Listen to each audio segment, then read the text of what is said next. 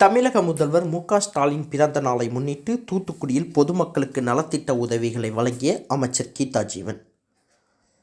தமிழக முதல்வர் மு.க.ஸ்டாலினின் பிறந்த நாளை முன்னிட்டு தூத்துக்குடி வடக்கு மாவட்ட திமுக மற்றும் தூத்துக்குடி மாநகர திமுக மகளிர் அணி சார்பில் நலத்திட்ட உதவி வழங்கும் நிகழ்ச்சி சில்வர்புரத்தில் வைத்து நடைபெற்றது. நிகழ்ச்சிக்கு மாநகர செயலாளர் ஆனந்தசேகரன் தலைமை தாங்கினார். இதில் சமூக நலன் மற்றும் மகளிர் உரிமைத்துறை அமைச்சர் கீதா ஜீவன் கலந்து கொண்டு 600க்கும் மேற்பட்ட பொதுமக்களுக்கு வீட்டு உபயோகப் பொருட்கள் உள்ளிட்ட நலத்திட்ட உதவிகளை வழங்கினார். தொடர்ந்து பேசிய அமைச்சர் கீதா ஜீவன், தூத்துக்குடியில் 10 ஆண்டுகளுக்கு மேலாக குடியிருந்த மக்களுக்கு பட்டா வழங்க தமிழக முதல்வர் மு.க.ஸ்டாலின் நடவடிக்கை எடுத்துள்ளார். மேலும் தமிழக முதல்வர் மு.க.ஸ்டாலின் பெண் குழந்தைகள் உயர்கல்வி கற்க வேண்டும் என்ற வகையில் புதுமை பெண் திட்டத்தை சிறப்பாக செயல்படுத்தி வருகின்றார். இதுபோல் மாணவர்களுக்கும் தமிழ் புதல்வன் திட்டம் செயல்படுத்தப்பட்டு வருகின்றது. தமிழக முதல்வர் மு.க.ஸ்டாலின் திட்டமெல்லாம் தொலைநோக்கு சிந்தனையுடன் எதிர்கால சமுதாய நல்ல கல்வி அறிவு பெற்று சமுதாயமாக மாறும் வகையிலும் திட்டங்களை தீட்டி வருகின்றார்.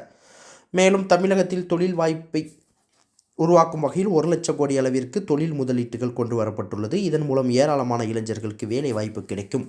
அந்த வகையில்தான் தூத்துக்குடியில் மின்கார உற்பத்தி நிறுவனம் துவங்கப்பட உள்ளது. இதன் மூலம் ஏராளமான இளைஞர்கள் வேலை வாய்ப்பு பெறுவார்கள் என தெரிவித்தார். இந்த நிகழ்ச்சியில் தூத்துக்குடி பெருமாள் கோவில் அறக்காவல குழு தலைவர் செந்தில்குமார், மாவட்ட திமுக பிரதிநிதி தெர்மல் சக்திவேல், மாவட்ட மருத்துவ அணி தலைவர் அருண்குமார், பகுதி செயலாளர் சிவக்குமார், மாவட்ட மகளிர் அணி அமைப்பாளர் கவிதாதேவி, தகவல் தொழில்நுட்ப அணி மாவட்ட துணை அமைப்பாளர் அருணாதேவி, மாநகர மகளிர் அணி துணை அமைப்பாளர் கலாவதி உள்ளிட்ட ஏராளமானோர் கலந்து கொண்டனர். சிரமமாக இருக்கிறார்கள் என்று நம்ம முதலமைச்சருடைய கவனத்திற்கு நாங்கள் எடுத்து சென்ற போது உடனடியாக இன்னைக்கு சிறப்பு உத்தரவு போட்டிருக்காங்க. 10 ஆண்டுகளுக்கு மேல அரசு நத்தம் புறம்போக்கு இடத்துல குடியிருக்கிறவங்களுக்கு பட்டா வழங்கணும். இது மாதிரி கடந்த கலைஞர் ஆட்சியில் வழங்கப்பட்ட பட்டாவை இன்னும் கணினியில் ஏற்றி அவர்களுக்கு கணினி பட்டா வழங்கணும். கிரைய பத்திரம் நம்முடைய விலைக்கு வாங்கி குடியிருக்கிற மக்களுக்கும் கணினி பட்டா வழங்க வேண்டும் என்று உத்தரவு போட்டிருக்கிறாங்க. அதற்கான பணி நடைபெற்று வருகிறது. நம்முடைய பகுதியில் உள்ள கழக செயல் வீரர்களும் யாராவது அந்த மாதிரி கோரிக்கை இருந்தால் அவர்களுக்கு நீங்கள் எடுத்து வரும்போது நாங்கள் செய்து தருகிறோம் என்பதை நான் கூறிக்கொள்ள விரும்புகிறேன். அதே போல பார்த்தீங்கன்னா நம்முடைய புதுமை பெண் திட்டம், கல்லூரி படிக்கிற பெண்கள் நீங்க கல்லூரியில சேர்ந்த உடனே கல்லூரியிலிருந்தே விண்ணப்பம் பண்ணிக்கலாம். புதுமை பெண்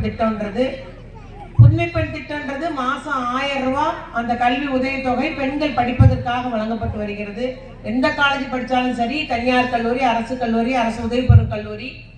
அதுபோல நான் 3 வருஷம் படிக்கிறேன், என் பிள்ளை 4 வருஷம் படிக்கிறா, இல்ல 2 வருஷம் எதுனாலும் சரி, எல்லாத்துக்குமே அவங்க படிப்பு முடிக்கிற வரைக்கும் அந்த 2 வருஷமும் அரசு மாசம் 1000 ரூபாய் உதவித்தொகை கொடுக்குது பெண் குழந்தைகளுக்கு. அதுக்கு பேர் புதுமை பெண் திட்டம். காலேஜ் சேர்ந்ததும் காலேஜில் இருந்து விண்ணப்பம் பண்ணணும். அதே போல நம்முடைய இளைஞர்களுக்கு, தம்பிமார்களுக்கு படிக்கிறதுக்கு தமிழ் புதல்வன் திட்டம். பெண்களுக்கு புதுமை பெண் மாதிரி ஆண்களுக்கு தமிழ் புதல்வன் திட்டம். கல்லூரி படிக்கும் மாணவர்களுக்கு மாசம் 1000 ரூபாய் வழங்கும் அந்த திட்டம் நடைமுறைப்படுத்தப்பட்டு வருகிறது.